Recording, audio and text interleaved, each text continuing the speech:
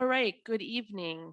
Um, Beautiful day. It seems like it's still day, so good afternoon. Let's just say that. Welcome to the 2023 Waunakee School Board Candidate Forum. My name is Ellen Schaff, and I'm from the Waunakee Chamber. And along with Roberta Bauman, who is seated in the front here from the Tribune, we are your hosts tonight. As you know, but just as a reminder, the election is Tuesday, April 4th. And tonight we have three candidates running for the school board that are here with us. We have Nicole Green, Dawn Heinrichs, who are running for the village, and then Joan Ensign, who would represent Town of Westport, Middleton, and Madison. Zach Jensen was invited to be here but was unable to participate. So we want to thank our candidates for being here tonight and for you, all of you, to come and to listen to hear what they have to say. Roberta will be the timekeeper and I will be your moderator. General categories were shared in advance with the candidates, with the areas of background and reasons for running, education issues and needs, roles and responsibilities of the school board, and specific district issues. Questions covering these areas will be asked of each candidate, who will have 2 minutes to respond. To begin, we will give the candidates 3 minutes to cover family, job, prior elected positions, and public service and education. 15 minutes or so will be set aside for audience questions. We just ask you to write them down. There's paper and pens on the front table, and hand it in to myself, or just lay it right here on the side. To conclude, the candidates will have up to 3 minutes if they choose to give a summary of why people should vote for them and what separates them from the other candidates. We ask you to please silence your phones and give full attention to the candidates. If you need to use the restrooms, they are out the door here to the right.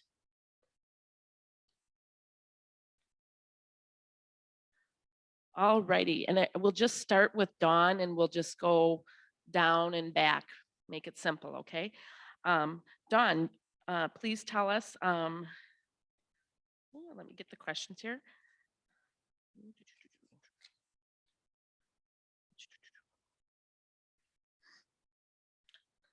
You have 3 minutes to talk about background and reasons for running, education issues and needs, the roles and responsibilities of the school board, and oh, I'm sorry, my apologies. I'm reading off the wrong sheet here. I knew this would happen, too many sheets. Family, job, education, why you're running, and you have up to 3 minutes. Thank you. Hello, everyone. My name is Dawn Heinrichs. Don't have a ton of experience with microphones, so if this isn't going well, just put your hand up or something. I moved to Waunakee 18 years ago with my husband. We have 2 children who were born while we lived in the village. They've been grown up and raised through the public schools and are currently in middle school and high school. My current position is as Director of Packaging Engineering for a food company. I had started my career after graduating from UW-Madison in chemical engineering at Oscar Mayer, or Oscars for people who've lived here a long time. Left just prior to the Heinz acquisition of Kraft, getting into the weeds there. And have been primarily in the food industry ever since, but always in positions of engineering, product development, or strategic sourcing. This is the first time I've ever run for a publicly held office. And in terms of public service, my family enjoys participating in the Food for Kids here in Waunakee because we can do that as a family activity and use it as bonding time as well. For the better part of 10 years, I would volunteer for an event on campus called Expanding Your Horizons, which was originally intended to encourage middle school aged girls to continue to take STEM classes when they arrived in high school at the point of time it was created. Only 2 years of those were required, and they saw a very large gender discrepancy. So it's expanded since then in terms of scope. And then I also do volunteer work for a political party here in the local area. So. All right, I'm Nicole Green, and before I give background on myself, I first want to say thank you to everybody that's here. This shows a huge commitment to our community and our school district and your interest in learning about each one of us so that you can make an educated vote. So thank you very much for being here. Thank you to the Chamber and the Tribune for hosting. We appreciate you. And for the librarian back there, I think she's still back there running the tech. We appreciate all of you. So again, I'm Nicole Green, and I'm married to my high school sweetheart over there. We both graduated from Verona High School, did a little tour south for education. I went to school down at University of South Florida and then graduate school at Elon University in North Carolina. And then once we started a family, we ended up back in the Midwest and moved back to Wisconsin, knowing that we wanted to be in Waunakee, did a short stop in DeForest till we found the right home and ended up in Waunakee because we love the schools. So I have 4 children and they are 12, soon to be 9, 7, and 5. My 12-year-old goes to the Waunakee Intermediate School and has been in the Waunakee School District since we've lived here, with the exception of COVID. I homeschooled them the year that they did the virtual schooling.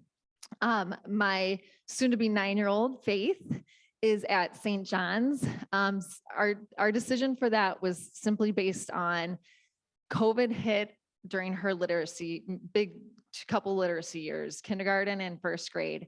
Kindergarten, she also missed for some surgeries for health reasons. And then she missed half of kindergarten in public school, and then because of COVID, and then I homeschooled her. So when we were looking back at schools, we knew that she would be lost if she was in a big classroom. We needed a little bit smaller class so that she can get a little bit more one-on-one attention. So we chose St. John's for her.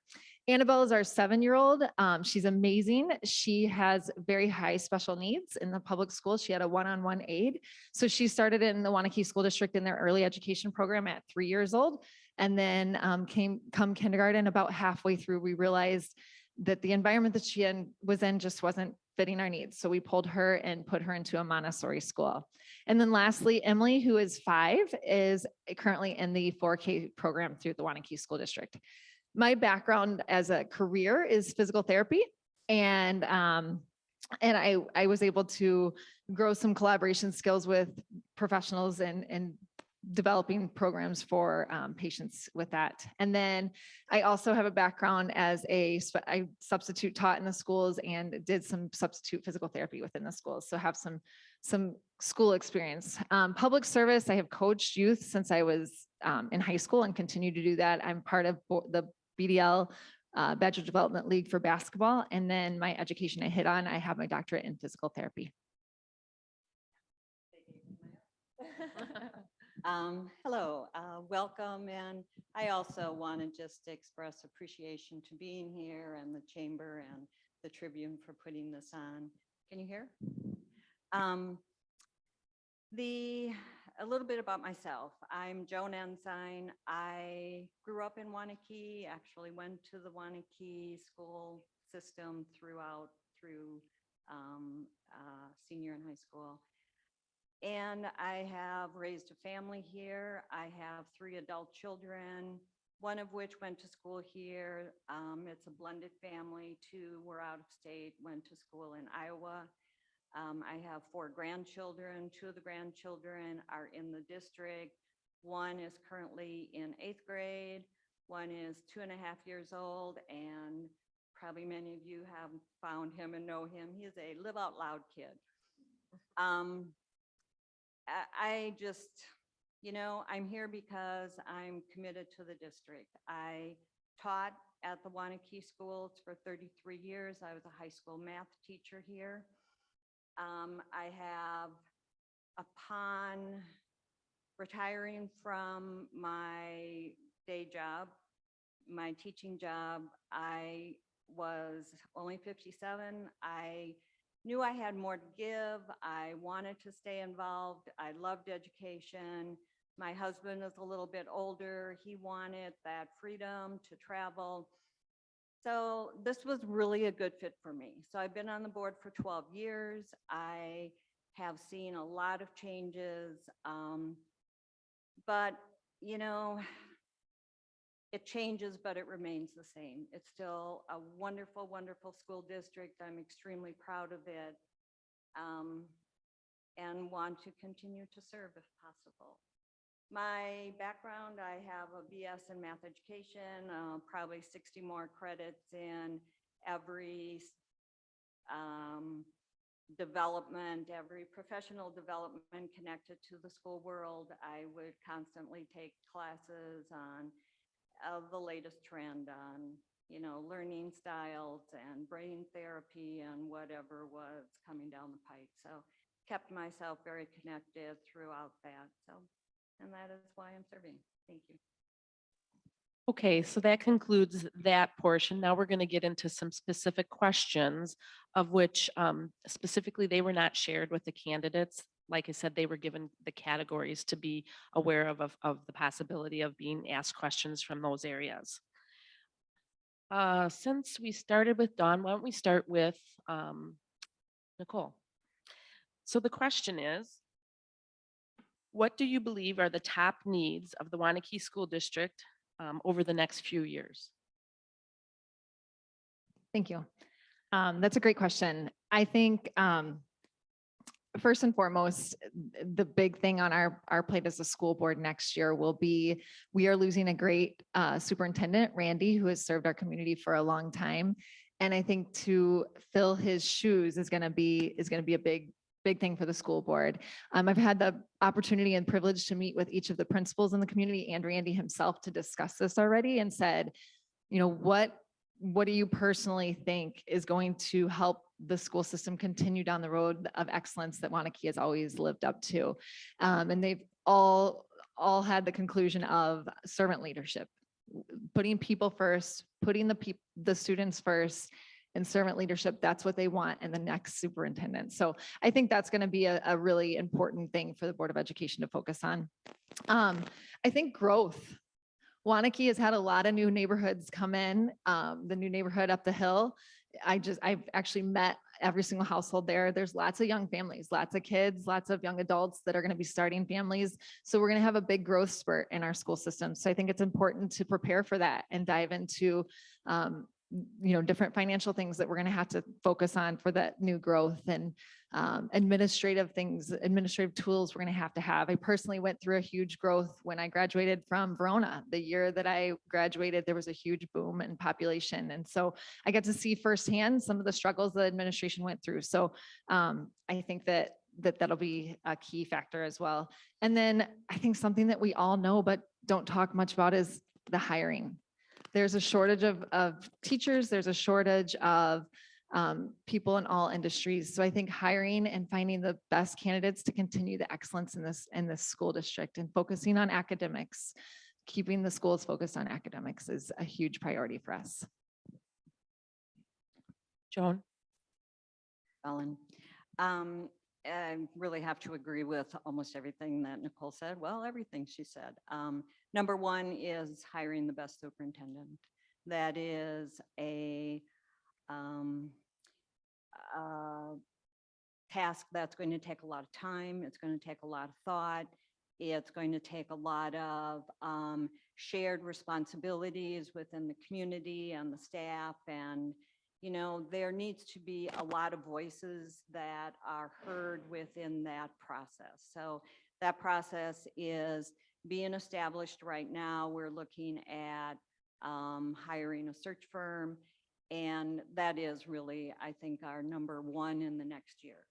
Following up with our referendum, we have the luxury of a lot of money coming from the community, and I appreciate that capital referendum that was passed in November, and seeing that through in the best strategic way to make sure that we have leftover money, contingency money, and investment money. We've borrowed initial money so that we can invest it, and we have earnings on that so that we can take care of the maximum amount of maintenance in our district.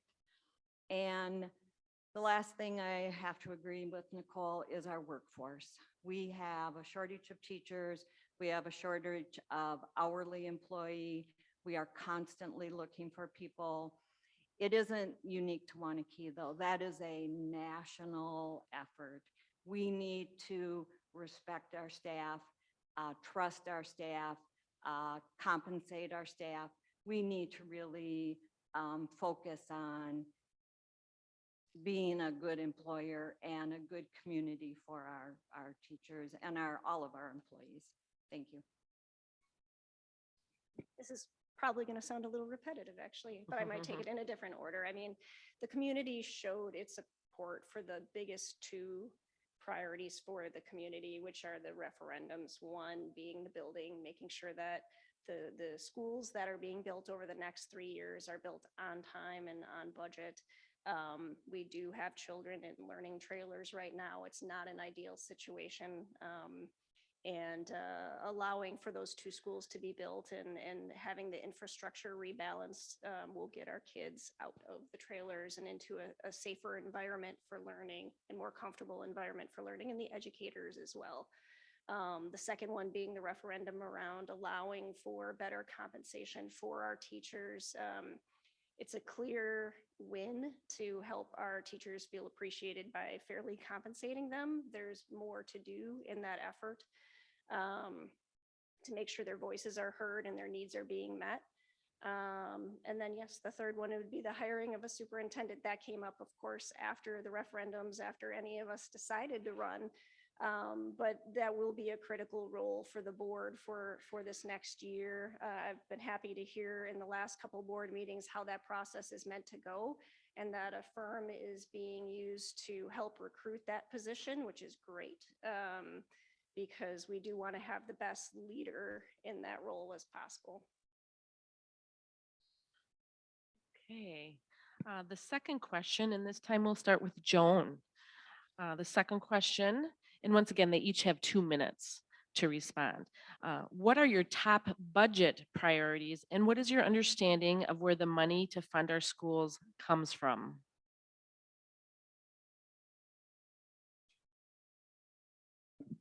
I'm going to answer the second part before the first part.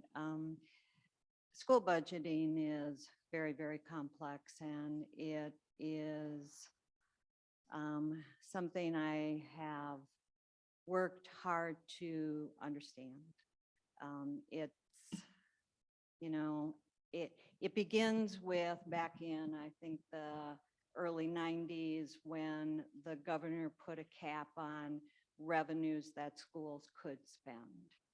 And at that point, the only way schools could spend more money is when state budgets allocated more money per student or in categorical aid. They had to allocate more money. It kind of went along in the 90s and probably until 2010, where budgets were increased at a relatively constant rate. Many years during that span, the expectation was you got about $150 to $200 more per kid to educate them. After 2010, the budgets have been flat, sometimes negative, zero. It has been very difficult since 2010 to budget schools. So when you ask me what the greatest budgetary needs are, we need to fix that budget. Okay, the budget is kind of broken when, you know, we don't know how much money we're going to get now, and we're trying to budget for next year, and we won't know until July what our governor is going to allow us to spend. It's so kind of backwards because we know our needs. We need to pay our teachers. It's hard to budget because the budget system is flawed. Thank you.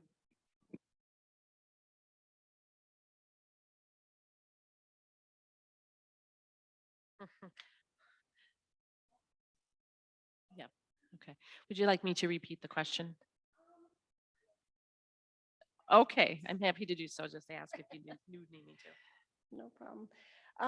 Yeah, I guess also taking it in reverse, like where does the money come from? I've found out very rapidly that community budgeting for our schools is very, very different different from business finance, like night and day difference from business finance. So I still have a great deal to learn.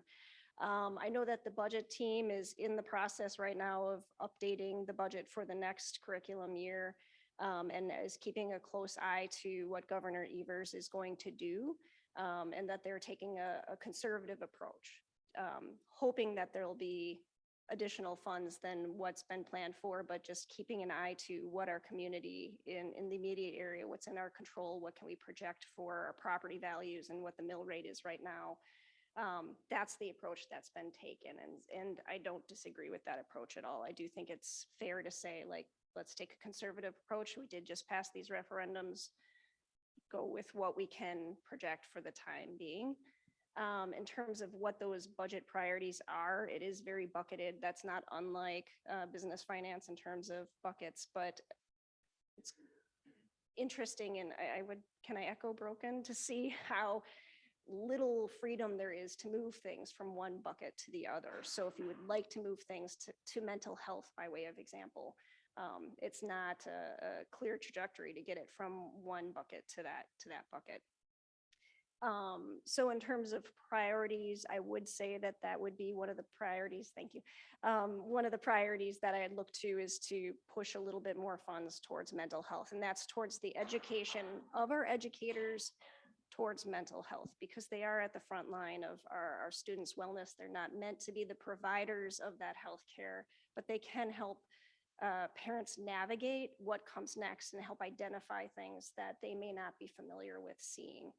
And then, yes, making sure our educators are fairly compensated is, like I said, one of the top 3 priorities. So, Can you repeat the question for me, please? What would be your top budget priorities and what is your understanding of where the money to fund our schools comes from? Excellent. Well, first, I am going to be very transparent that I don't know everything about our budget. That's one of the reasons I'm running, is I'd like to learn more about how that budget is, where the money comes from and where it goes, and be a part of those decisions. And I'm very thankful that we have great resources in the school district, like Steve Summers, that I can bounce ideas off of and ask questions and ask why questions. Why is money going here? How do we move it there? So I'm not afraid to ask those questions, and I'm excited to learn about it. So, but I want to be transparent that I don't totally understand all of the budgeting decisions within our school district at this point. One of the priorities on my list is fiscal responsibility. And I know as a school board, we're representing the community and making decisions for every single taxpayer. And I think we need to be responsible with those decisions. So evaluating partnerships and resources and making sure they're aligned with the goals of our school district and our community is one thing. And I think the resources should be in the classroom. That's where our students learn. The academics are done in the classroom. The teachers should be incentivized for good work and hitting measurable goals. So I think, and obviously there's the CPI cap to how much they can get paid, but we can be creative with how we can incentivize our teachers and put the money in the classrooms. So I think that as a school board member, that would be something that I'd like to dive into and learn more about, is the budget and how we can best utilize it. Okay, the next question, and I think that there's a theme here with when I tell you what the question is, and to hear what you've already commented on it, but do educators' salaries and benefits within the district meet the needs of attracting and retaining quality teachers? If yes, how is that being done? If no, what are your ideas with making that happen? And we will start with Dawn.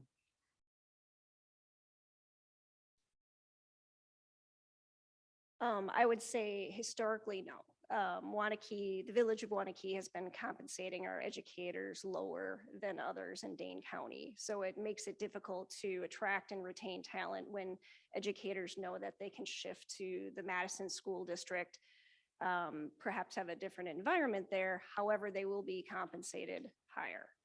I know that the school board's been working on a new compensation plan for benefits, and that educators will be keeping their current medical providers. That's great. They're going to be given more plans to choose from. This is my understanding, and hopefully Joan corrects it when it gets to Joan. And that's more reflective of what exists in industry right now. Like we have the option of, having a no deductible or a high deductible plan with an HSA, things like that. It's more reflective of that. And I would agree that it is a pain to change doctors. So I'm really, really glad, and it wasn't my decision, so I can't take any kind of credit for it, but I'm glad that our board was listening to educators and really heard what they needed and what they would value in terms of what that compensation aspect of their compensation package looks like. In terms of ideas of improvement, I mean, we've been given the gift of community support to change how we compensate our educators. So it's a matter of moving that forward and getting that into place for them. Thank you. I mean, she hit it on the nose. I can take the words right out of her mouth, I guess, or repeat her words. Waunakee hasn't paid our teachers equally compared to the surrounding districts. So I do think that this is something that the board should focus on and is focusing on. I think Joan and the rest of you have done a great job at that. And with the referendum, I know that they have slotted money towards the educators. So I want to continue to empower the educators with that. Yes, the salaries have really improved. They're still not where I'd like to see them, but I think over the last 3 years, I have to credit Brian Gabarski for a lot of what's happened with our salaries, both with our hourly and our teaching staff. He keeps pushing the line and trying to get our wages throughout our system at least at the average in Dane County, and we're inching a little bit above that average right now in some categories. I really appreciate the operational referendum that will help us immensely. The unfortunate part, that referendum is going to sunset. That is only a 3-year referendum. When we put that money into our operating budget, we either have to be compensated from the state, they got to fix what's broken out there, or we're going to come back for another operational referendum. And, we have one sunsetting, we have a 5 million, and then we have an accumulation. In 3 to 4 years, we could need 10 million just to be where we are at that point. It's a Band-Aid, but it's not a fix. So we have to keep working toward that because our educators, all of our people in our system need a fair wage and need fair benefits. So thank you. Okay, next question, and we will start with Nicole to lead this question off. What role do you think the community should play in supporting the education of our children? Thank you. We have excellent teachers in our schools. So I think they are the ones that are educated and they're the professionals in how our students should be taught and taking them from kindergarten through their senior year and advancing them and creating an environment of excellence for those students. So what role can the community play? Supporting the teachers, continuing to empower the teachers to make those decisions.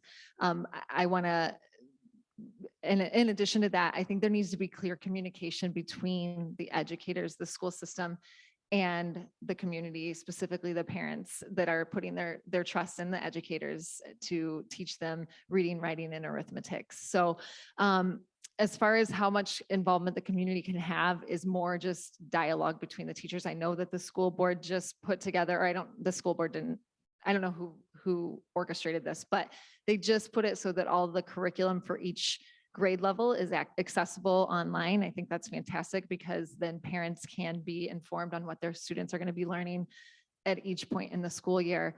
They're even doing this at the high school level to some extent, where each grouping of classes, so math classes, has a place you can go look at the syllabus, or science classes. And so there is that open communication, but I think parents should be able to make specific choices on certain areas, but the educators are the ones that are teaching our children reading, writing, and arithmetics, and they're the ones that are, they went to school for it for 4+ years, lots of them, many more than 4 years, to be the professionals in that area, and we should trust them. I have to agree with Nicole on that. We do have to trust our teachers. They are the ones that are the professionals. They have the background. They know where the kids have come from, where the kids are going next. They have gifts of creating almost a community within their classroom to make that an inclusive space, a safe space. I just hope that our community puts some trust in our teachers and continues to support them. Now, that doesn't mean we don't want the public to talk to us. I think we need public input, but we need to also hear your concerns, look at what we're doing, and kind of blend those two together. I think community input into our school system is important. We do want to hear from you, but I also want to respect and put the job of educating the kids with the teachers. Thank you.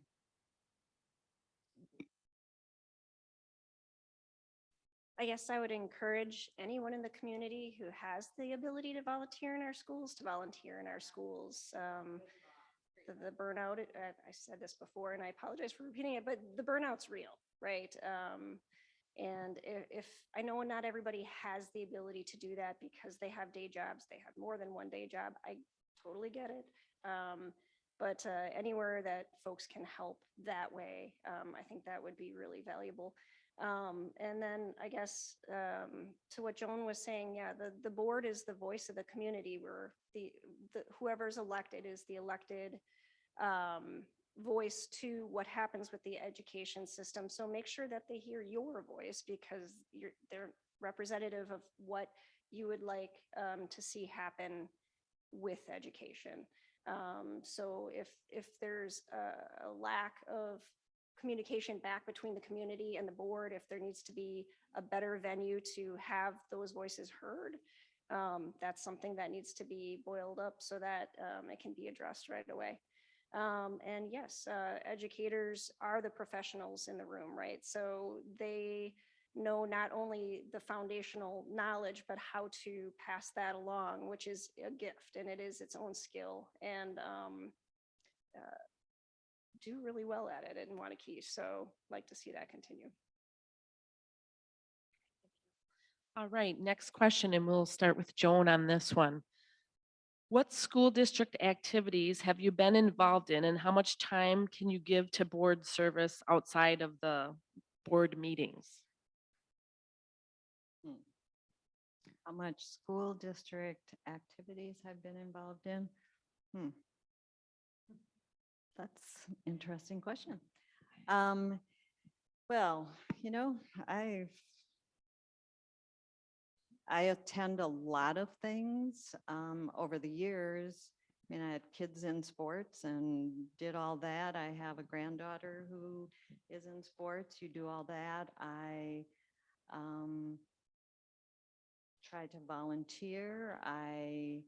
When my granddaughter, I didn't have the luxury when my children were in school because I had to work, but I volunteered in the kindergarten classroom through the 4th grade classroom. And when she got to 5th grade, she said, no way.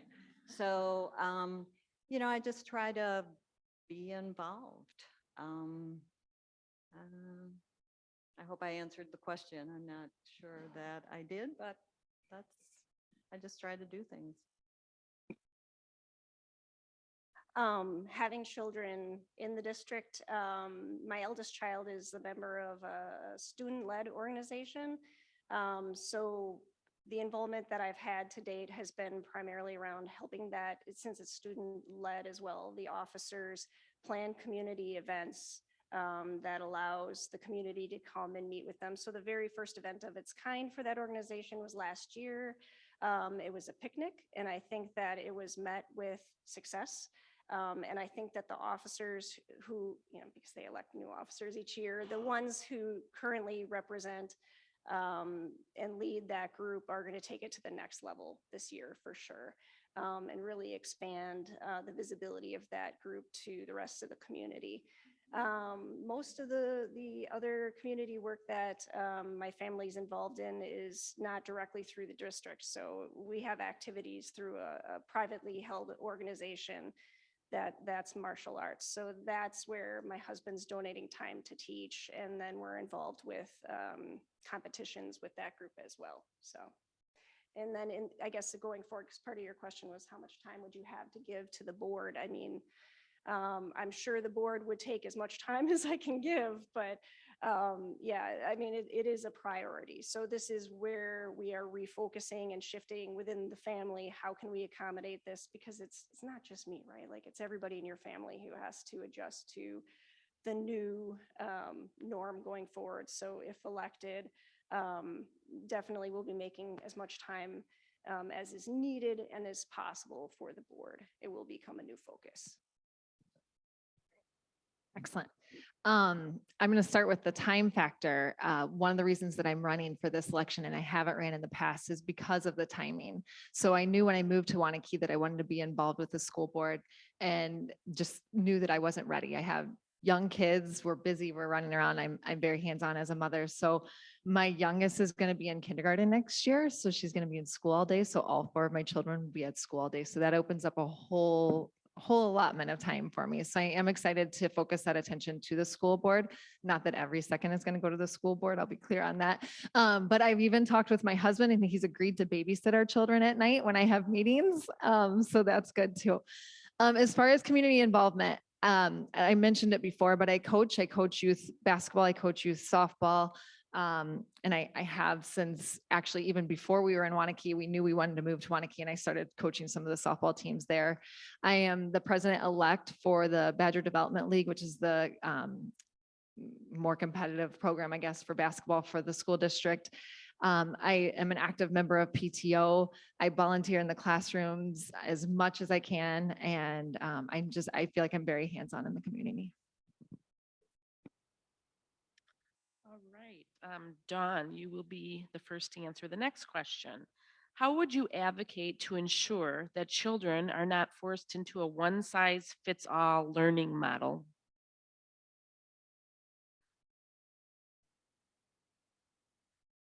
I think my impression from the teachers and the educators that I've seen throughout my kids' academic career is that they don't take a one-size-fits-all approach. So at the elementary school level, we had educators who were experimenting with different models. So there was a teacher who followed her class to the next grade and then taught at that grade level. There were teachers who were working on a model where they tag teamed in the classroom, and one had a stronger emphasis in STEM and one had a stronger emphasis in the language arts, and then they would work off of that. So our educators really are taking advanced career training in different ways to educate our students. It's not a one-size-fits-all today. I guess I'd want to hear more about teachers who feel like the approaches taken by our educators, if it doesn't fit with their child, and we need to look into something like instrumentality charter school or some kind of model like that, that would be a better fit. Then we can have those conversations. I haven't heard that kind of feedback yet, but that's not to say that the door isn't open and we can't have those conversations. Can you repeat the question, please? How would you advocate to ensure that children are not forced into a one-size-fits-all learning model? I think this is a great question. And as I touched on at the beginning of this, I can personally speak to this because my own family isn't a one size fits all, as most people can say if they have multiple children. One of the areas that is on my priorities is the special education program. we fell into a position where we weren't getting our needs met for one of my children, and we did have to pull her. So I think I can advocate, again, looking at the resources. All of this takes money. I've met with actually some of the teachers within our school district since I've been in the campaign mode. I've met with them and kind of started dialogue on how can we better fit each kid's need, because every single child that walks into your classroom needs a different approach. And how can we make that happen? Because there's only one teacher to 20 some kids. So how can we best, as a Board of Education, facilitate your ability to meet each child's needs? So we started some dialogue with that. And I think my approach would be talking to the people that are in front of our children all day to see how we can best support them. And then again, bringing that to the budget, because everything takes money. So where is our money best spent, and how can we allocate to meet these needs for these teachers when they see a priority for their classroom or for a group of kids or different needs within the community? Really great question. And I do really feel that educators now do not do one size fits all. As a school system and a Board of Education, I think we can best ensure that that happens by keeping class sizes down. Our teachers can best individualize instruction when they are not overburdened by number of kids in a classroom. I advocate for that and work hard for that with every budget cycle. Keeping those class sizes manageable for our students. And they really, really, when we look at our class size compared to neighboring districts, we are doing a really great job. The other thing that helps in that way is to give our teachers para supports and other adult supports. Within the system, we have interventionists that support in reading and in math. We have behavioral interventionists.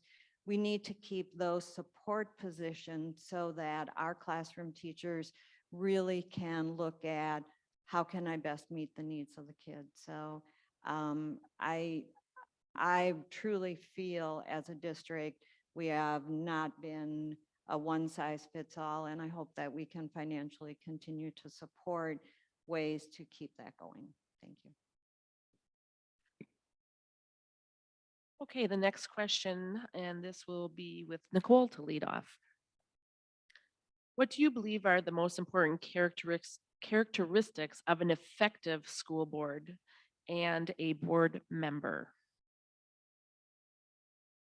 I think that's a phenomenal question, because I think you have to look at yourself and see if you fit that mold. I think somebody that's energetic, somebody that's passionate, somebody that's not afraid to ask questions, the hard questions that may be in front of everybody's face, but not willing to raise your hand.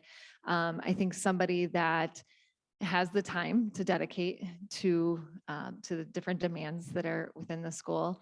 Within the school board meetings and different committees that you have to be on. The ability to collaborate, the ability to listen, and the ability to communicate your own personal thoughts.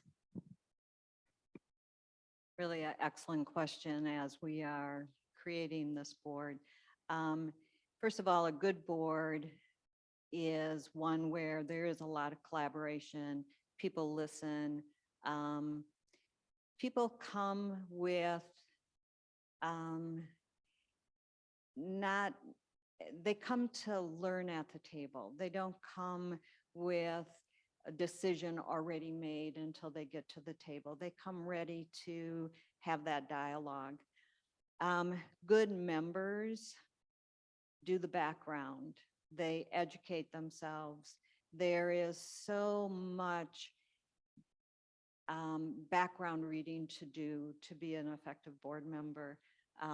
When I first got on the board, and it does get easier after years, trust me, I would almost have to lock myself in a closet for the weekend before board members because there were so many things I felt I wasn't knowledgeable enough to make those decisions. And you're going to sit there and you're going to vote on things that are critically important. So you have to educate yourself. You have to do that homework. You have to do that background. You have to put in the time, and it takes a lot of time. Conferences, our state school board convention is a hugely important component to educating yourself and figuring out other districts and issues and, compare, contrast, and how can we not recreate the wheel? And it's time consuming. It's a big job, fun job, exciting job. But there's work to do.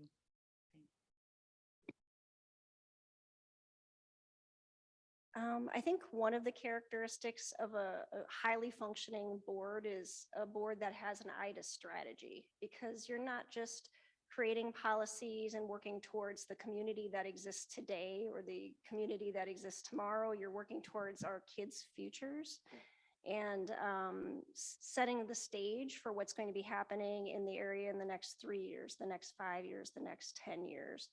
And I'll say again, repeating folks, like the collaboration that needs to be there. A highly functional board doesn't necessarily agree with one another, but they know how to collaborate with one another, because you're really building together. You're not just trying to pass things through as it's always been done, because it's taking things into the future. The members of the board should be good leaders, so they should have all of the skills that you would expect of a highly functional leader. Great collaboration, great communication skills. They have the ability to be empathetic, so that ties to those listening skills that tie, again, immediately into communication. And then have that passion for continuous learning, like your lifelong learners. That is who you want to see on the board.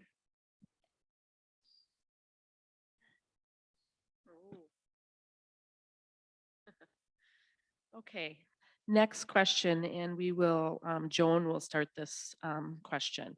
What specific, it's kind of a continuation of what they have just talked about, but what specific strengths would you bring to the board table based on your skills and expertise? Thank you. I feel my skill set, first of all, I have a 12-year experience on the board. I have almost figured out the budget, but there's all of a sudden Steve will tell me something to go, really, I didn't know that.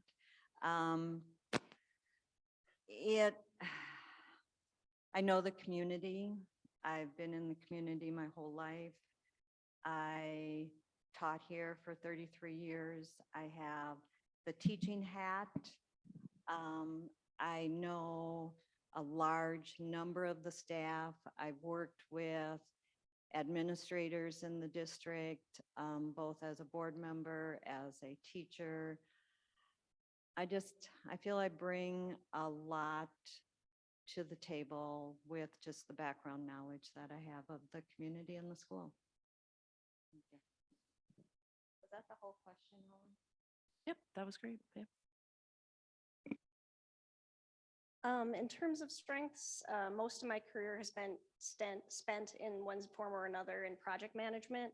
So I would approach a lot of the policy building and voting that we will ultimately be making the same way I would approach project management. So you make sure you do the homework, that you understand what you're coming to the board with, what questions you have to come to the board with, what you still need to learn in order to make an appropriate decision. Have you asked the questions of the community? Have you asked the questions of the teachers? So that has been a large focus of my adult life, has been in project management. And I think that's something that I could bring to the board as well. I know there's other engineers on the board, and I wouldn't be the first. In fact, I'm seeing some in the room. But that same approach to that logical, stepped through approach to problem solving. I mean, that is what we're trained in, is identify the problem, identify the risks, identify the areas of opportunity, what are potential solutions. And I'm also not afraid to experiment. And if one of the things they talk about in business is, if you're going to fail, fail fast, so that you can adjust and correct. And I don't have the fear of failure. although I don't want to, that's not what I lead with. Mm-hmm. But I think that's important. And I've also been a manager of people. So within that skill, I know how to review candidates, thank you, and assess skills and train and develop others. So coming into this role, I will have a lot to learn. There's going to be others coming up behind me. So when the new people come in, I'm looking to the folks who had come before to help me, and then I would want to pass that on to the others who come in the future.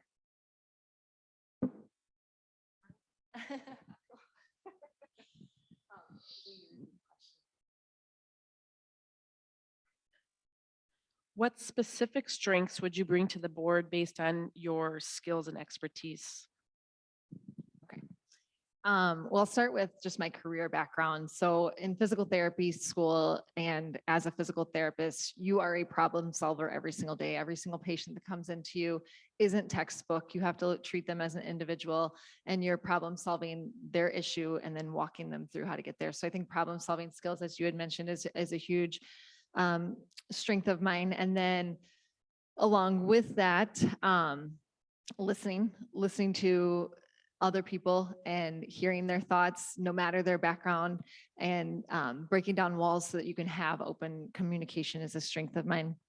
Oh, I was saying along with the preventative or the problem solving as a physical therapist, preventative maintenance. So I had mentioned one of the issues coming up in our district would be growth.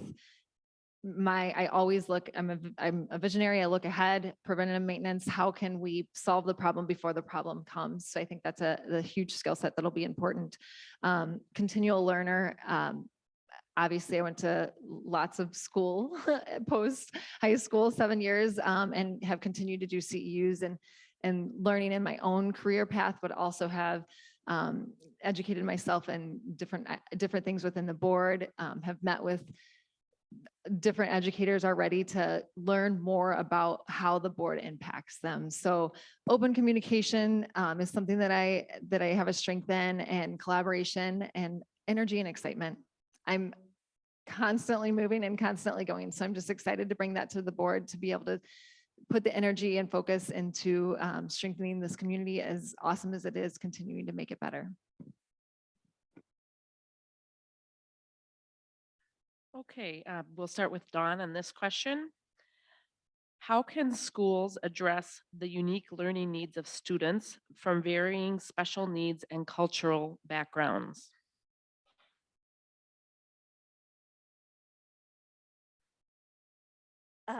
I guess the best answer would be there'd be no one way, right? So the way to address it is to make sure that there is a toolbox, a toolkit, not just a tool, to address all these unique needs of children. I mean, recently in the school board meetings, they've been talking about how English as a second language. The number of students within that category has grown in some of the schools, and that there's going to be a change in programming as a result of that. And it'll be ever evolving, and we need to make sure that our educators have the ability to continue to learn about what are the new tools available to them in order to take different approaches to address the unique needs of our student body. Sorry, I'm realizing I'm doing this with my, anyway. I think the school district is doing this. So I've met with, like I said, all the principals. I won't name any names, but one of the principals had talked about how they're educating the teachers on different backgrounds and different ethnicities may learn a little different. So they're preparing themselves for how to educate each person that walks into that classroom. And they're preparing for, again, the growth. Waunakee is predominantly white right now, but as we grow, that's going to change. There's going to be more diversity. So being able to prepare yourself for each person that walks into that classroom and their background and their experience and how you can do it. But I think most importantly, and I think again, our educators do this, is loving on those children and meeting them where they're at. Our education, our teachers are phenomenal. They went into this profession because they love what they do and they love the children and they love to see them succeed. And so just encouraging them and supporting them and their ability to take each kid, meeting them where they're at and moving them forward. Thank you. I do feel we are doing this, that as we answered the question before on one size fits all, we don't do one size fits all. We look at unique learning needs, but again, as I said before, we need to make sure our class sizes are small enough, our staff is supported with best practice. We do staff development. We empower our teachers as a system so that they can best meet the needs of those unique learners. And we have been doing that, and I just hope that we can continue to do that. Thank you. Okay. One last question that I have, and then we'll be opening it up to the written questions that people have handed in. So if you have any questions that you want to ask, please write them down. There's paper and pens up at the table here. But the final question, in light of the most recent school shooting from yesterday, tragic for sure, what should the school district be doing to ensure the safety of students and staff? And we'll start with Nicole.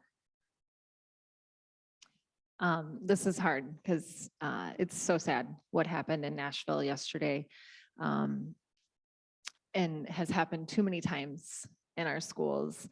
And I honestly don't know what the current protocol is for the schools and their safety and what they have in place. I know they have it in place though, because the students practice code, but I don't know what the different codes are, but they have these drills to run through monthly or quarterly or periodically. So I know they have a protocol in place, but I think, again, relying on the professionals and their expertise, we need to meet with local law enforcement and have those discussions on how can we keep our schools safe? You guys see it from a different angle. So meeting with them and having communication on our schools currently the safest they can be?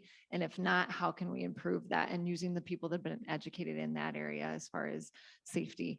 Yeah, I can't talk enough about how tragic that is. And again, one of the priorities on my list is protecting our students. And that would obviously be it, is protecting it from intruders, but also protecting them within the classroom from different kids within their class too, just making sure it's a safe environment for them. Yes, another tragic happening. We do have a school safety committee that, you know, it's there. We have a lot of things in place, but it's not advertised because those are not things that you let the general public know, because that would, you know, be a big conflict. So we definitely have a school safety. We have definitely upgraded a lot of protocol in every building so that individuals who are in that building, they are known, they're, you know, screened in the offices. There's reasons, they're tagged, you know, students know who should be there, who shouldn't be there. Our biggest problem in our districts are middle school because we have those trailers. It's really hard to secure that middle school. So I am looking forward to the day when we can be fully secure. You know, we just have to help people in general.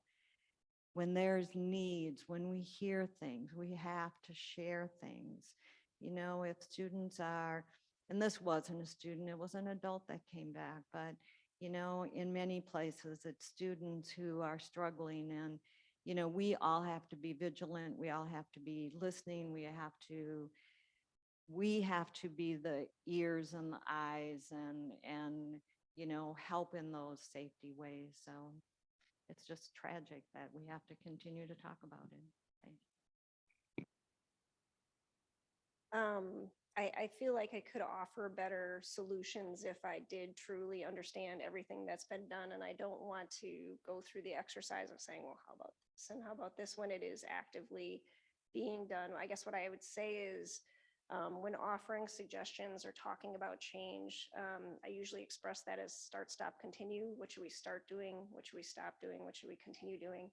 And the gap here would be on the start, because I don't know exactly what's being done, but I would emphasize that more as a continue, which is that we should start to focus more on mental health and provide all the resources that we can to our educators, so that they're better equipped to identify and flag concerns that need to be brought to the proper professionals.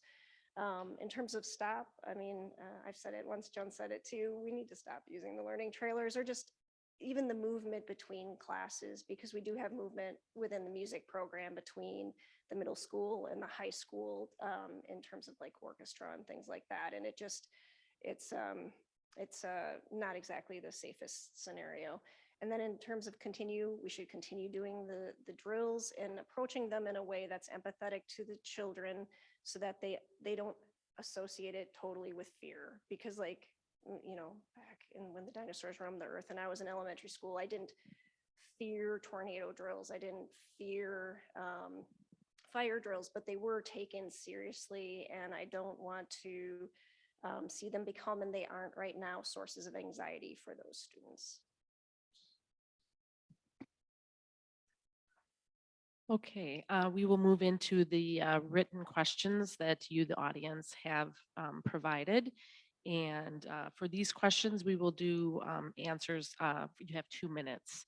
Is there anybody that has anything to hand in? Okay.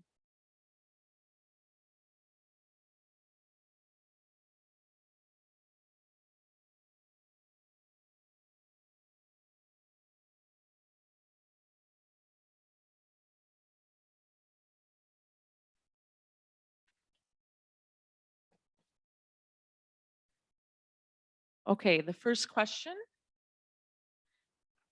Do you support advancement of DEI initiatives and giving students the ability to speak at school board meetings of their own experiences and goals for DEI programs within the schools? And we'll start with Joan. Well, I definitely support DEI initiatives. I think you can't really, if a kid doesn't feel included, and if he's not seen, we have to see every child. We have to include all children. We can't teach them unless they're part of our community. So I definitely support DEI movement and initiatives. I had an interesting conversation a week ago with the women who are running for village president, because it might be DEI initiative can't just be within the school. I mean, this is a societal, it's all of society that needs to be much more aware and much more compassionate and much more willing to see all people. So I talked to the two individuals who are running and thought, maybe this could be a combined effort, using the community's efforts as well as the school efforts. Can you read the full question? I think I'm missing part of it. Ellen, I'm sorry. Do you support advancement of DEI initiatives and giving students the ability to speak out at school board meetings Yeah. about their experiences and goals for DEI programs? We have had students speak at our meetings. We had a community engagement in the fall last year where we heard a lot of students speak about specific things that they have experienced. As board members, we have gone to the students, to their club, to their organizations to hear experiences. Personally, I think it's more effective to hear the kids on their own turf than to have them come to the board meeting. I think the board meeting is intimidating, and I'm not sure that we actually hear the full scope of what's going on. But as a board, we are committed to that knowledge. We want to hear from our students and what's going on with their lives. Thank you. John. I'm very supportive of DEI initiatives. I actually recently had to take my required DEI training for work. It's something that we re-up on every year as leaders. And to totally steal some of the terminology that they used in that training, like DEI really is a recipe for belonging. And it is difficult to be engaged with your classroom, with your teachers, with your community when you don't feel like you belong. And any functional organization, any functional school, any functional classroom, that level of ability to educate just goes up the more that students are engaged. So it really is a driver to ultimately what will be our students' performance in not only the classroom, but in life. So it really is a critical life skill to be able to feel like you can recognize and see others. In terms of the student voices, I would agree that the large meeting is very intimidating. I would like to see some representative students have the ability to come to all of the subcommittee meetings for DEI because it allows for a very efficient conversation of we would like to propose this policy change, we would like to propose this different way of working, and understand, is that going to have an impact? Is that action-oriented policy going to make a difference for the students who can be marginalized? So it would just make the process move a little bit faster through our system. All right, thank you. So I recently went to the SEL meeting held by the board that Randy led, and he opened it up with saying that acronyms and titles have become dangerous, and labeling is something that education has always done, and it just continues to do. So I think the label DEI has become very political. I think it's been batted around quite a bit from political party back and forth. And I don't think there's room for politics in the schools. I think that the schools are meant to educate our children. Do I think our children should feel welcome? Absolutely. Do I think we should character build? Absolutely. These children are with our educators 6+ hours a day. And so for them to be able to be taught right from wrong in the situation is important. But I think, again, we're doing these things. I have mentioned it many times. I've met with the principals and all of them said, character building is so important, and it's teaching the children who they are when no one's looking. Are you making the good decision when nobody is looking? Are you doing the right thing when nobody is looking? That would if we did that, bullying would decrease because that happens behind closed doors. So things like that, if we're building their character, we're taking care of these diversity of issues. I don't think that we need to segregate our community. I think we need to unite the kids and teach them to work together. I know I've talked to a board member and they have recently created a summit for the different organizations within the high school to come and present and ask each other questions and collaborate and talk. And with that, because they did this and allowed everybody to have their voice, different organizations from very polar opposite opinions have come together and started doing projects together. So I think things like that, where there are many different groups within our community, both middle school and high school, for kids to have people that they think alike, so they can be a part of those organizations. But the classrooms should be focused on reading, writing, and arithmetics, and these children should be loved on no matter who they are or where they come from.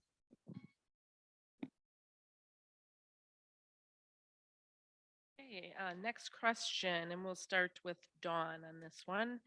Would you support requiring that all school board members have at least one child in the Waunakee public school system? If not, why not?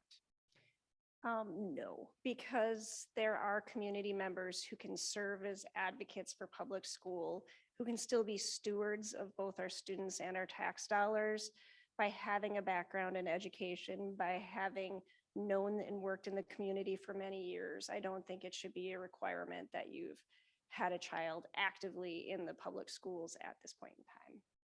Short answer on that one. I would have to agree with that. I think Joan has done a great job for us, and she is an educator, so she brings a lot to the table in that regard. I think having a child in the district obviously gives you more passion for the position because it's your own child. You know, I love all children, but I love my own children a little bit more. So I think that just gives you a little bit more drive and passion. But I don't know that I think it should be a requirement. Yeah, I agree. I don't think it should be a requirement. It's a gift. And I think it's great when we have board members that have students. I think they bring a unique perspective and voice to the table. And, you know, at this point, we have a number of people who have children in the district. And I look forward to working with one of these ladies who both have children in the district. And it is a gift to have that personal connection and voice at the table, but I don't think it should be a requirement. Thank you. Okay, there's several questions on this one, and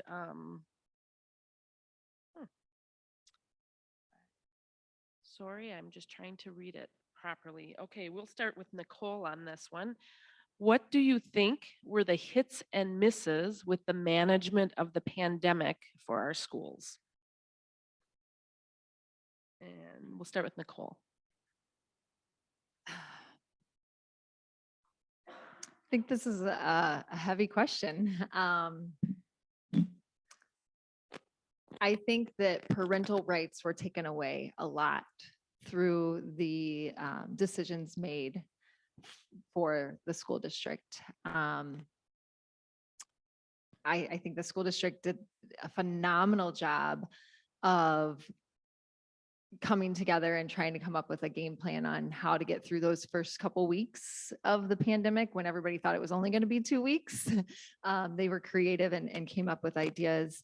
From a personal experience, I think that the way they did virtual learning was not super effective in the first, I guess it was a half a school year, but from spring break on. But nobody knew what the educators were asked to do something they've never done before or ever had to do. Including with kindergartners, first graders, second graders, and third graders, who, if you sit them in front of a screen and ask them to focus for more than 10 minutes on what the teacher's saying, is going to be really hard. So I think obviously everybody was put in a very hard position for that. I can't speak personally for that whole year that they did virtual learning because I homeschooled my children. I took that initiative on my own to make sure that they continued to get academics that year. Really a very, very difficult time, a difficult time to be on the board. I feel our hits, we didn't lose anybody, at least in the district. We tried our biggest concern was safety for staff and students. I think we did respond and we kept people safe. I also feel another hit was, as a district, we brought kids back sooner than many districts in Dane County. We found creative ways to distance them. I know it was short periods of time, morning or afternoon, so that we could do the social distancing, all under the guise of keeping kids safe and keeping staff safe so they could be in the classroom. What did we miss? I think we missed dialoguing about what we learned. I don't think we took time when it was all over. We just got back to life. We got back to doing what we did instead of looking at what did we learn through this and what changes could we put in place. We might have learned how to do something better than we were doing. And I don't think we took the time to look at the whole picture and talk to the professionals we have. What did we learn? What could we be doing better? So it was a hard time. and you have to all remember, we lived in Dane County and we had that initiative. And as a public system, we had to abide by it. Hindsight really is 2020. I mean, going through it in the moment, I think one of the hits that the board had put in place was the medical advisory board, because with that safety focus, they brought in experts who lived in the community, who could provide medical advice to the board in areas that they may not have been experts in. And I can't think of a better practice to put in place. Like, we don't know this. This isn't our background. Let's get the experts in place, experts who are from the community. And I thought that was a really good move on the part of the board. So anybody who's involved in that, please pat yourselves on the back, because I thought that was great. I thought it was brave of the board to change the structure of the meetings at the time to really allow for community voice in a way that it never had before. Some of those meetings, not just in terms of meeting length, but to allow for the community to have that voice, it resulted in meetings that were running until what was the latest one, 11:30 at night. I mean, yeah, and it's the amount of well, we've talked a bit about like how polarizing things can be. They took a lot of heat in a position that, they're meant to be the voice of the community, but they're not meant to be the punching bag of the community. And they took it on the chin for the community. And I respect the hell out of that. So in terms of misses and the postmortem was probably not the best expression, but that's usually what we call it when projects are done and over with for what we learned. There was infrastructure and tools that were put in place during the pandemic that really haven't been used since. So I know there's been public dialogue on what to do with snow days, and if ever going forward we have another snowpocalypse, if there's a safe ability for educators to continue using those tools, that would be one of the things to have conversation about. But still, safety is the rule. And if educators have those tools in the classroom and cannot safely get to them, that's part of it. So Next question here. There have been some recent calls from some community members to ban books and fire librarians. Based on your personal experiences with the schools, do you feel that teachers and librarians are capable of suggesting and utilizing age-appropriate books for students? And we'll start with Joan. Yeah, I do believe our librarians are capable of age appropriate and topic appropriate selections for books. And I don't believe in banning books. I think, there needs to be oversight. I am fully aware of that. And I know that there is oversight. We have curriculum directors at our different levels of children. We have individual librarians at each of our buildings. I have a daughter-in-law who's a librarian. They do a lot of background before they bring books into a school. And books are important. Students need to have a source because we don't know what other sources exist in their lives. So books are really important, and I am not in favor of banning books. Thank you.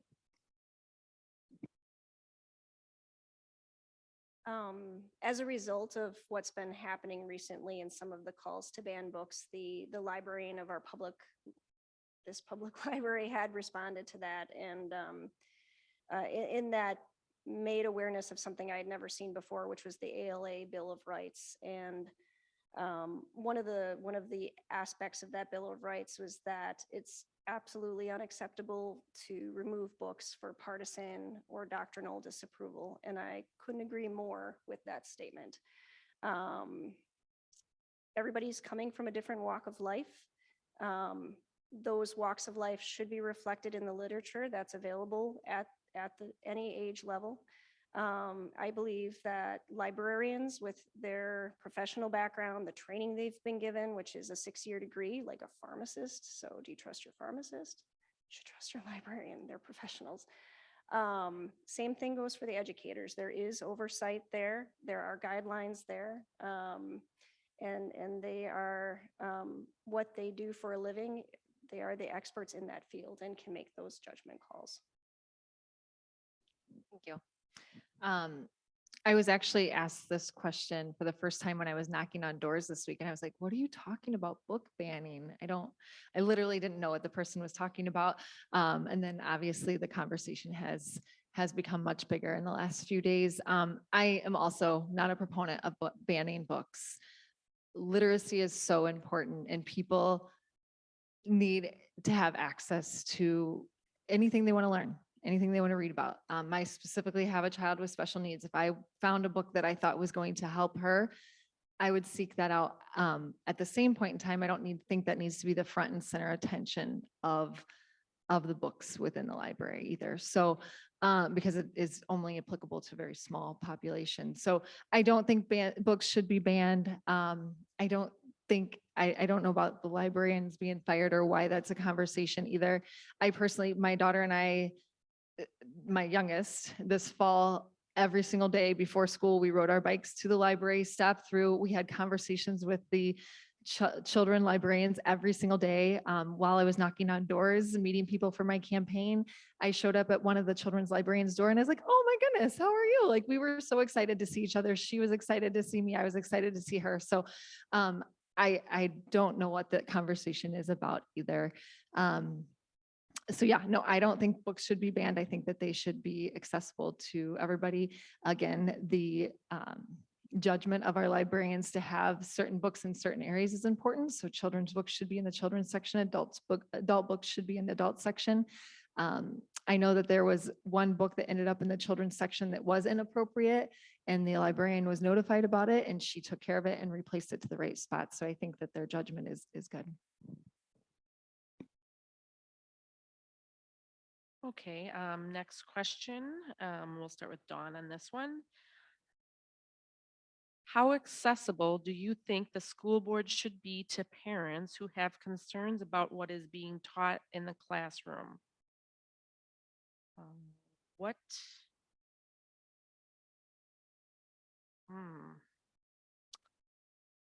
What right do you give to parents' opinions and rights as to what is being taught to their children in the classroom? Did that make sense? Guys, Well, the accessibility part's how super accessible clear. do you think Yeah. the school board should be to parents Mhm. who have concerns about what is being taught in the classroom? Okay, and then the Would be the second first, part. and then the yeah. second part, from what I can tell here, what weight do you give to, or right, do you give to parents and their opinions and voice regarding their rights as to what is being taught to their children? So, I'll start with the easy one, I guess, in terms of accessibility. I think it's totally fair to ask for phone numbers and email. There's community email addresses for the board members. So they should be reading and answering their emails from the community, and everyone has an email address with the board. The community is given notification of any board meetings that are coming up that have public speaking. I am totally comfortable sharing phone numbers, but I would treat it the same way I do with work. Like there's times where I may not answer because it's turning it off time. In terms of the weighting of the parents, in terms of what their students are learning, if there's concerns that parents have about subject matters that they feel should be opt out versus opt in, that's definitely something to bring up to your board members. But I would not weigh that more heavily than the perspectives of educators and the perspectives of curriculum that exist and have been put through the funnel, really, and filtered through what do our students need to know to be successful in their academic career and then their career that follows afterwards. So there are sensitive areas where I can say as a parent, we have the ability to opt out. And I'm not sure if the concern here is for those subject matters or if it's something very, very specific academically, like if a teacher, if a parent wants to add like AP calculus or something like that. So I guess I would need to understand the question a little bit better. Will you repeat the question, please? I will give it my best.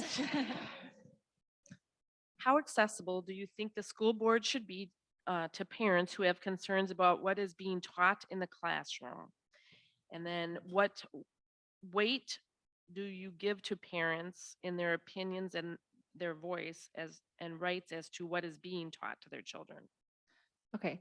I think we addressed the accessibility earlier when we talked about community engagement. Parents are a part of the community. So I think the board has done a good job of opening up communication with community and then specifically parents, and have done a good job of listening in those situations.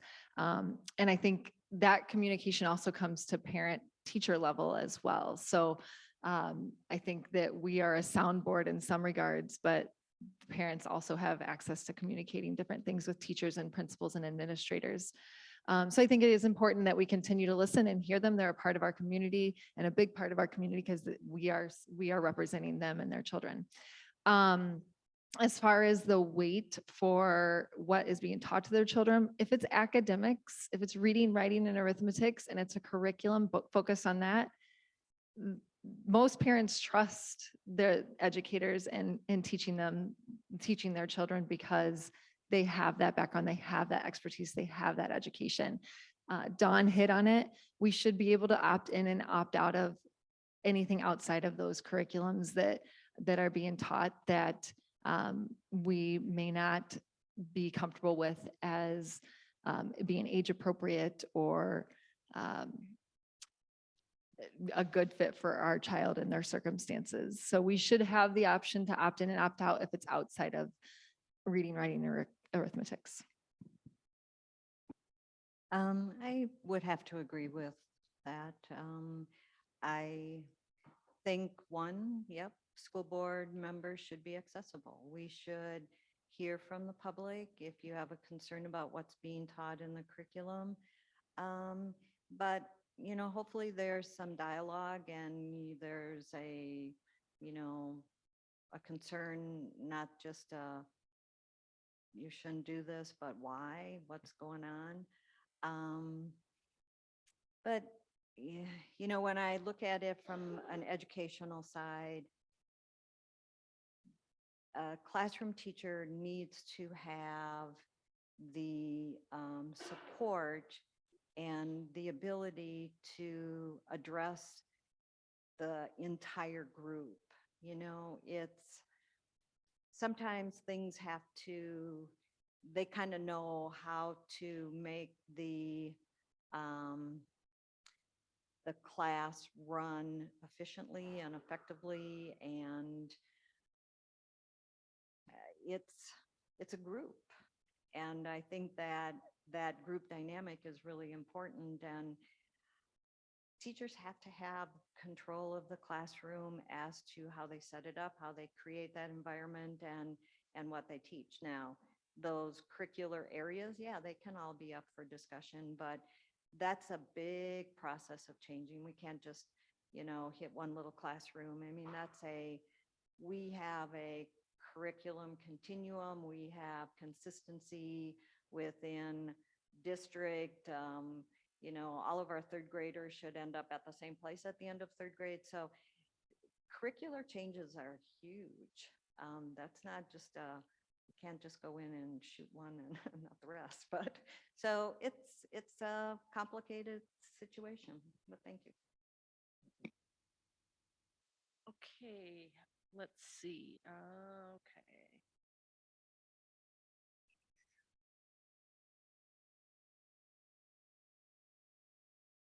This one I think may have already been addressed with the book ban.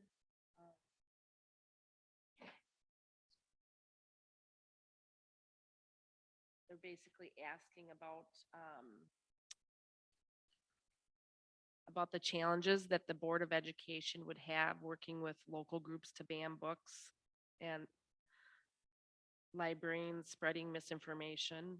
How can you reassure parents that you are looking out for the best interests of the students rather than fringe partisan groups? I think we'll, okay, yep, if you want to answer that, I think it's been addressed, but I think it's about the book, ban and working with how.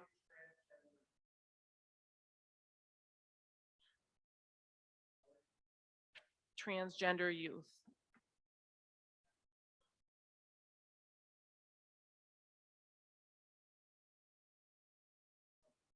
Okay. Nicole, would you like to address that? I think it goes back to not treating any one child or not doing an umbrella approach to teaching, but teaching each individual child and making them feel safe and making them feel loved. Would have to agree. I think we have all stated our position on book banning. I think, you know, we're in the business of educating, and those students need to be seen. They need to have access to information. They need to be part of our community. They are part of our community. So I hope that we can include them, accept them, and they feel that acceptance and inclusion in our society. Thank you. I think it's sad that there are groups who would seek to target an already very vulnerable population, and it's done for political gain. Unfortunate, and it's fear mongering, but it can be effective. So I know why it's done. I just wish it wasn't done. In terms of protecting children who are a part of marginalized communities, if we're going to be very specific about trans, I think if teachers continue to recognize students by asking questions like, what are your preferred pronouns? What are your preferred nickname or name? That shows a level of respect for that student that should continue. And then wherever possible, to continue to respect how those children choose to identify and use those terms. I think the book part was addressed already, so I won't go there again. Okay, it looks like we have two more questions, and then I think we're going to call that the end of the audience questions. And then we're going to ask for, to give each of the candidates time to have a summary. And they'll have 3 minutes summary of why people should vote for them and what separates them from each other as far as what they can bring to the school board. So 2 final questions. Could you explain how your goals for the district would aligns with people who support you? And we'll start with Joan. Could you explain how your goals for the district would align with those who are supporting you? I feel my goals for the district are to continue the academic excellence that we have experienced, but to be sure that we carefully look at data. Post-pandemic, I think that some of our numbers have dropped, and is it a result of that lack of experience, or is there a best practice that we're not doing that we should be looking at? So one of my goals is to look carefully at academic data and be sure that we continue to maintain that excellence. I believe and am concerned about workforce. I've mentioned that before. Our workforce is our business. You know, we are a people business, and if we don't have good workforce, it is very difficult to accomplish what we are setting out to accomplish. And, you know, seeing students and accepting students is really, really important to me. I hope that every child leaves our system with, wow, that was the best thing that's ever happened in my life. And I don't think they all do right now, but that would be my goal, is that every kid walks across that stage as a senior. This is the best, because it should be.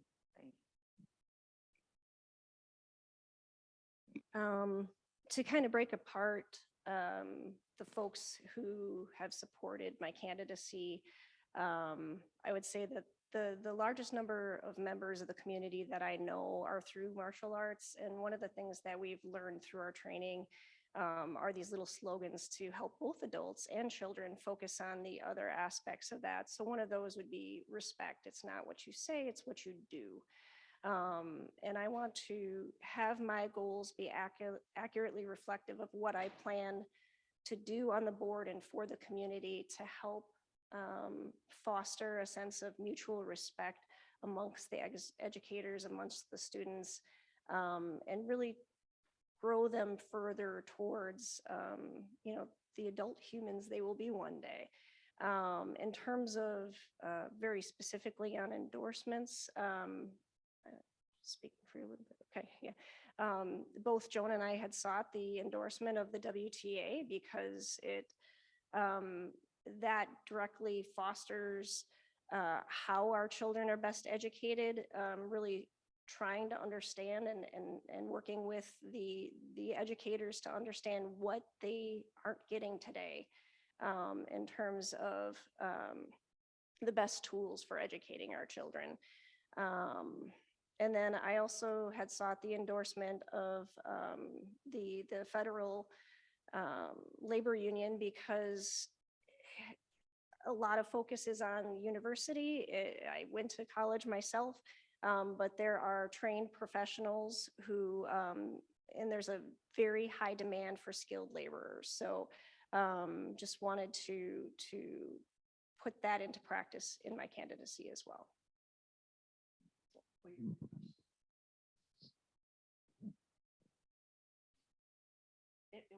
me see here. That's okay. Nope, I got it here.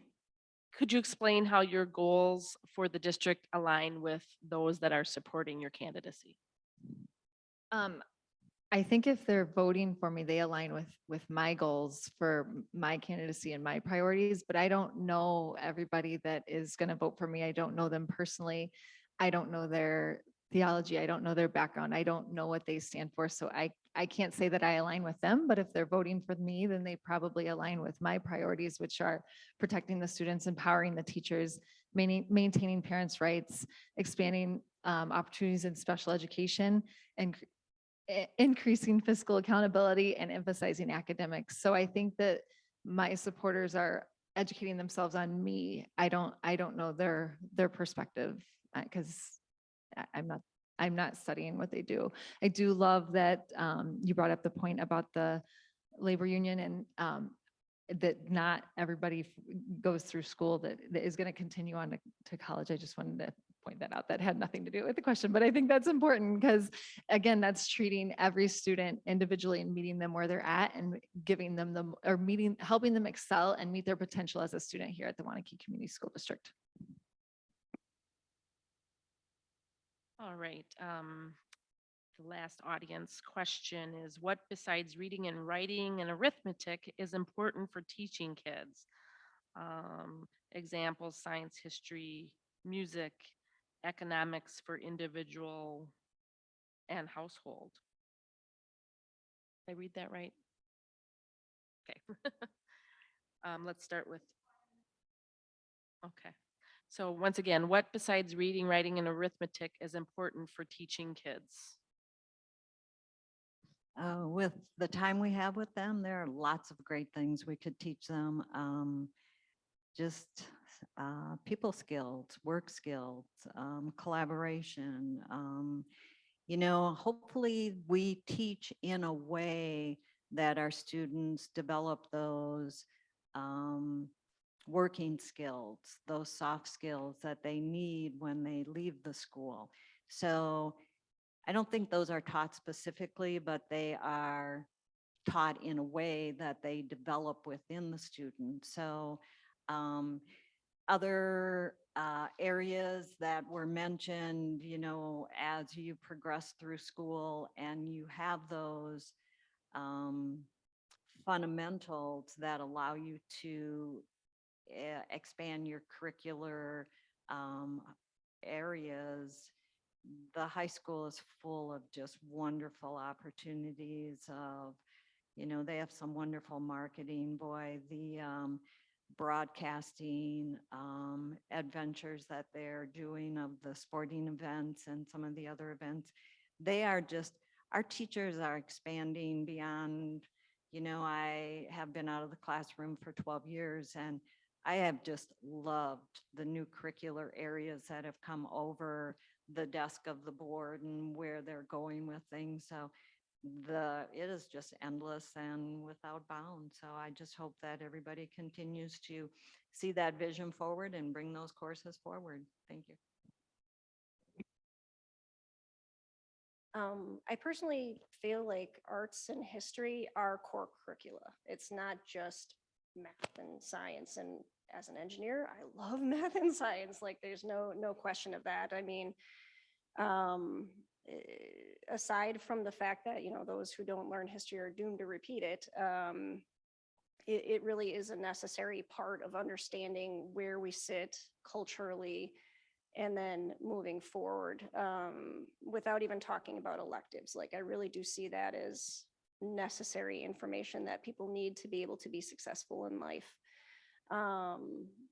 In terms of the soft skills, I am so impressed with the job that Waunakee is doing and helping our students to become better at articulating emotions and feelings and having those conversations with children as a parent is so much easier because what is being done in the schools now, it's not an elective. It's not a class that they're taking. It's something that our educators are working into everyday classrooms. And again, very essential to future leaders to really embrace those softer skills. Again, the electives offered in our high school are amazing. The programming that's available to both foster passions and then also create the building blocks for our students to move into their professional careers, whether it be something through college or a trade skill. Though they have the ability to get that foundational knowledge in our high schools through the electives. So I think that they're critical. I think we should keep them. And the breadth of classes offered is really impressive if anyone ever cares to take a look. Yeah.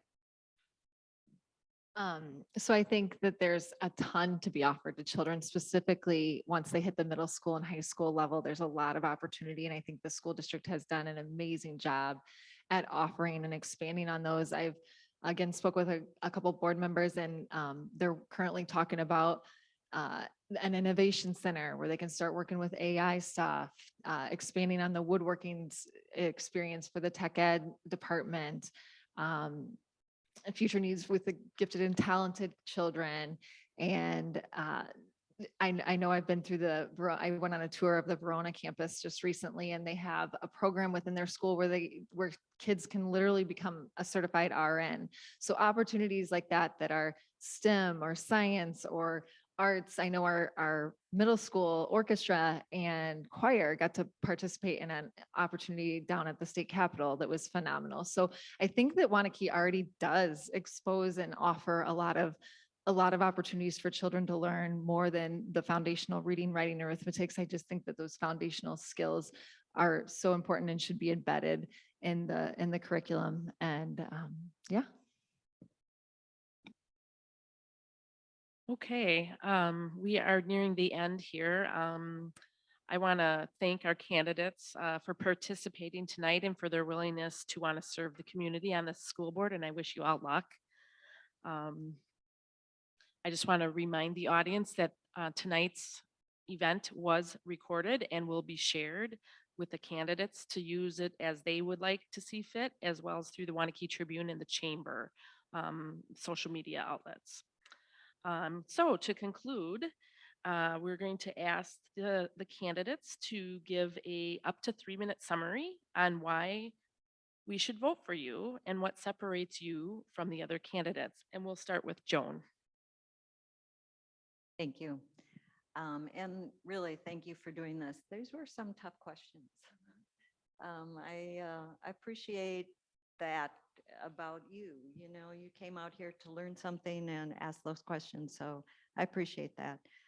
I would really love your vote. I feel I bring a lot of experience to the school board, both as my profession of being a teacher for the amount of time I have, and the time that I've been on the board. I feel there are projects that are currently critical, the search for a new superintendent, the oversight of the referendums to build the 2 new schools that we have embarked upon. I think I have great background knowledge in those places. And I would love the opportunity to see those projects through. Thank you.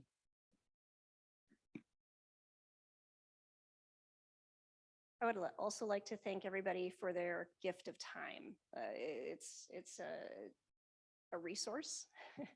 And I appreciate that everyone has come here to learn more about the candidates, to make an informed decision. And that really is notable. Thank you for the opportunity to allow us to speak. It allows both us to work through how to articulate what our priorities are, but also for the community to have a chance to meet us when they may have not had that opportunity before. So thank you.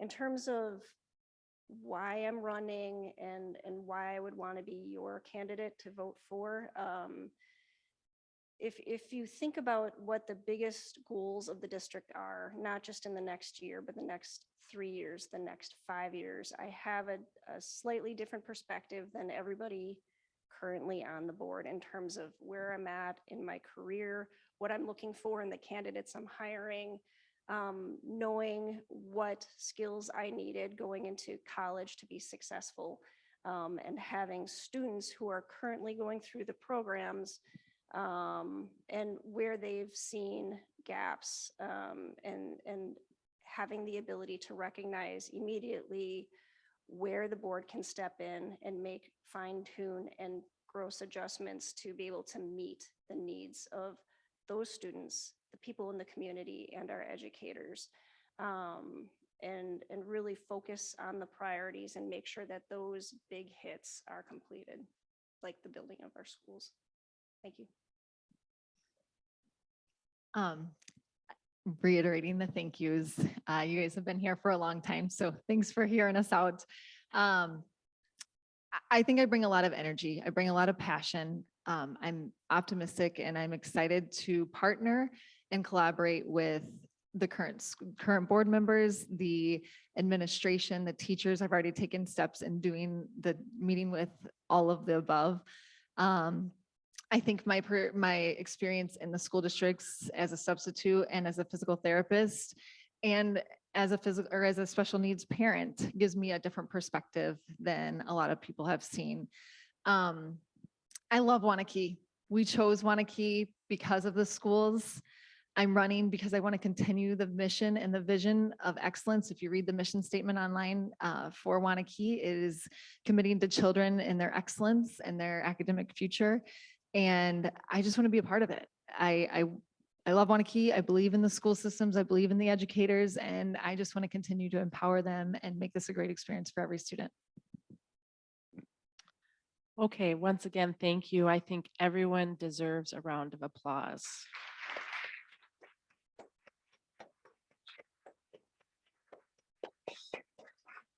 Thank you. That concludes the forum.